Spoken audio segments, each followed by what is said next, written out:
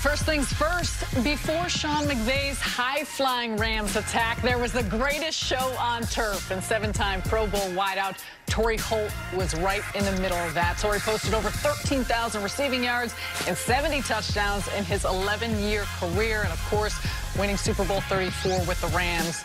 And we're lucky enough to be joined here in the studio by Torry. Torry, thanks so much for being here. Thanks for having me. It's a pleasure.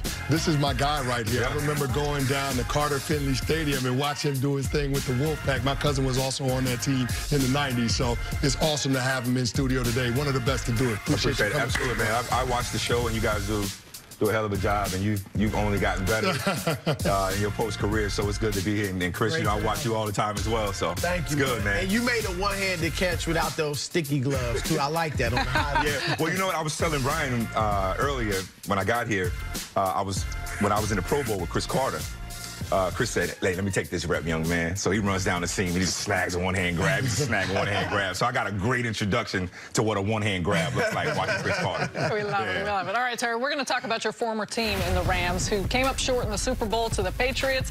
So will there be a hangover this year? New Rams linebacker Clay Matthews thinks the team will be fine, saying, quote, "I mean, when you lose, is there still a hangover? There's just a level of talent that we should be able to put something together and do something special. I can't speak on behalf of any hangover or curse or whatever you like to call it, but this team looks primed and ready to make another run at it." So, Torry, are you buying that there won't be a Super Bowl hangover for the Rams? Well, I tell you what, I mean, they will be challenged. They'll get everybody's best this year, being that they are NFC defending champions. So they'll get everybody's best for sure, but they've also retooled too. I mean, I was out there last month, well, early this month for a couple of days of start of training camp and watching this football team go through practice. The message is still the same from Coach Sean McVay. They got outstanding coaching. They got a lot of young players. I don't know how much you guys have watched them in preseason, but they got a lot of young defensive players that are flying around on the football field. And then Todd Gurley and Devin and Henderson, they bring over from Memphis. Jared Goff, I think, is a stud. He's going to continue to get better. So this football team will be right back in the mix. I don't know if they get back to the Super Bowl, but I think they get back to the playoffs and they make a strong run. I remember the year we won it in '99. We came back the next year. We got knocked out by New Orleans. We was trying to get back to the playoffs and get back to the show. We got knocked out by New Orleans, and then we came back the following year and played the Patriots in Super Bowl 36. So it's there for them. It's surely a lane. I think they'll win the NFC West. I think they'll win the NFC West, and then they'll get into the playoffs, and then we'll see what happens from there. When you went to training camp, what'd you see from Todd Gurley, and are you concerned about, his knee? I'm not. I saw a guy that was very active, very excited about the season. Again, they brought in Henderson, brought Malcolm Brown back to the roster. They also have Kelly on the roster. So there's some talent there in the running back position that they can do a good job of spelling him. I think what's going to help Todd Gurley is what's going to help this Rams offense going forward is getting those tight ends more involved. Higbee and Everett. I think now Gurley doesn't have to carry the ball as much because you have some guys on the perimeter outside of the receivers that are making plays, particularly from the tight end position. So that can help him. They get Cooper Kupp back. Cooper Kupp is fantastic. He's great on third downs. They got Josh Reynolds. They got Cooks. They got Robert Woods, who does everything for that football team. So this is a team that's in good shape, but I'm not overly concerned with Todd Gurley. I dealt with knee issues, and I will say this. It is a challenge, mentally and physically, every single week to get yourself up to play and to be dealing with a knee issue. But they have a great training staff around him. I think Todd has been open and been honest with him in terms of where he is with his knee. They've been honest with him. So I think you're going to see both parties playing this together to make sure that they can get him for a full season. Torry, you're talking about the concern with Todd Gurley's mentality. I'm concerned with the overall mentality of this football team because there is something to be said for going to the Super Bowl and then getting knocked off. Are you going to have the right mindset coming into the 2019 season? Because I know a lot of guys in the NFL think you can just pick up where you left off. It's unfinished business. But Aqib Talib spoke earlier.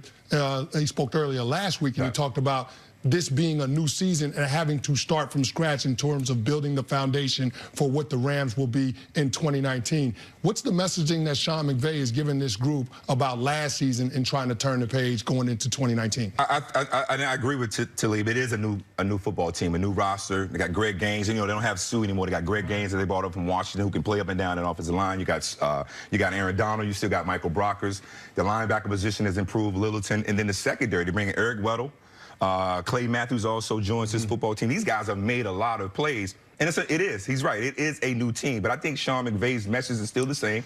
When I was out there, I was not shocked, but I was like, okay, this team is really going about the loss pretty doggone good. I remember when we lost, I was in the drain for a minute. I mean, it still bothers me. But to see this team and how they've responded to the loss and where they think they're going to go forward, it's unbelievable. And they got a lot of returning parts returning this year, both players and coaches, as well as the Rams brass and the personnel department. So they are on pace to get themselves back into the playoffs. They got to stay healthy. They got to create more turnovers on defense. And obviously, they got to score the football. What do you think Sean McVay learned from coaching against Bill Belichick in the Super Bowl, but just the adjustments that the league is making? Go with it. Go with it. One thing I was, Coach Martz caught a lot of grief about, we were a throw first team. We threw the football. But we went into that game against the Patriots doing what we do. That's what I think that's what Sean McVay learned. I'm going to go into the next, when they do get back to the Super Bowl, I'm going to go into that game doing what we do. I'm not going to outthink myself, as he admitted to, and just go out and do what they do offensively. I think that's what he's learned the most out of this loss against the New England Patriots. You mentioned Cooper Kupp and just the receiving core that Jared Goff has now as he enters his 4th season. What's your expectations for him and just the jump that he potentially now can make? For Cooper Kupp? For having Cooper Kupp back, but also Jared Goff. Oh, I love Jared Goff. I think, since he's gotten to the Rams, he's just improved and gotten better. And then Sean McVay's tutelage definitely helps him.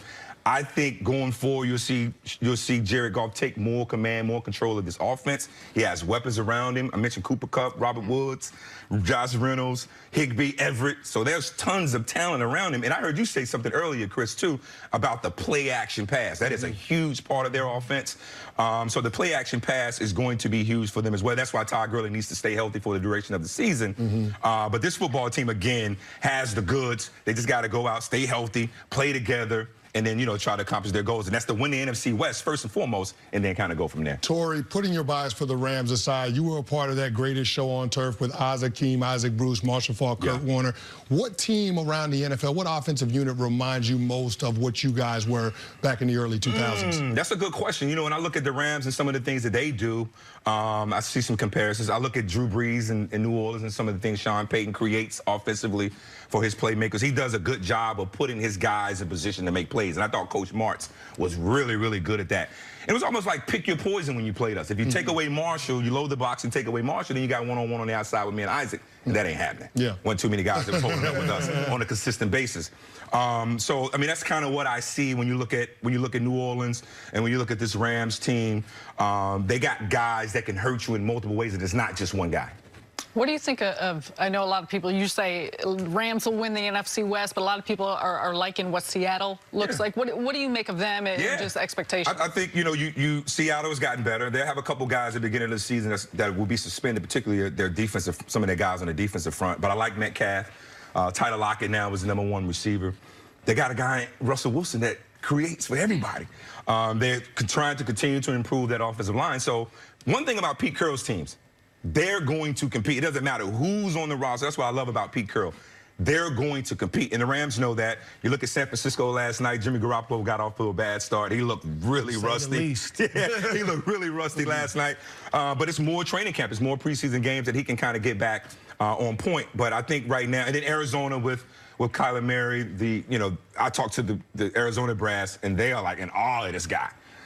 His ability to understand the defense, his ability to get the ball out quickly, his ability to make guys miss and extend plays. So they'll be better. But I still think the Rams defensively with Aaron Donald and Brockers and then Goff and Gurley and those guys on the opposite side of the ball. And then the Rams special teams is really special too. Torry, one of the headlines that was made in the NFC West was the Seattle Seahawks making Russell Wilson the highest paid quarterback in the NFL. And looking at the economics of the quarterback position, do you think that Jared Goff is one of those guys that deserves $30+ million average annual value on a contract? Well, some probably would say, nah, he doesn't deserve that. But right, that's where the market is. Right. So you can't blame Jared. It ain't his fault. What he can control is going out, playing the best ball that he can possibly play. I like the way he's actually answered the questions in terms of his contract. I'm not worried about that. My agent will get that resolved. I'm going to focus on being a good football player, a better quarterback for our team, so we can get the ultimate prize, which is the Super Bowl. So I like Jared Goff and his stance that he's taken. He will continue to get better. And the money in terms of 30 a year, it's going to happen again because that's just where the market is set. Does Dak Prescott deserve $30 million a year? He's going to get it. He's going to get it. Exactly, but he's going to get it just because that's where the market is. So Jared Goff is perfect timing for Jared Goff and Dak Prescott at this time. Torry, we're keeping you a little bit longer. Going to take a break, and coming up is the Antonio Brown drama officially over. That's next on First Things First. Never over.